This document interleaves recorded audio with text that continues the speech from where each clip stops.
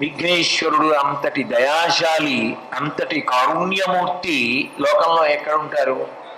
కేవలం గడ్డి పరకలతో పూజ చేసినంత మాత్రం చేత సంతోషపడిపోతాడు. అసలు ఎంతంత పెద్ద పెద్ద విఘ్నాలు కానివ్వండి, రెండు చేతులు కైమోడ్చి నమస్కరించినంత మాత్రం చేత ఒక్క గడ్డి పరక తీసుకొచ్చి అక్కడ పెట్టి నమస్కారం పెడితే చాలు, రెండు చెవులు పట్టుకొని గుంజీలు తీస్తే చాలు, ఒక్క సాష్టాంగ నమస్కారం చేస్తే చాలు, 4 మొట్టికాయలు తల మీద కొట్టుకుంటే చాలు, అపరాధ క్షమాపణ చేసేస్తాడు. అంతటి మహానుభావుడు, అంతటి కరుణామూర్తి విఘ్నేశ్వరుడు. ఇక అమ్మవారి కారుణ్యం గురించి చెప్పడానికి ఉంది. ఆవిడ అరుణిమ అంతా కారుణ్యమే.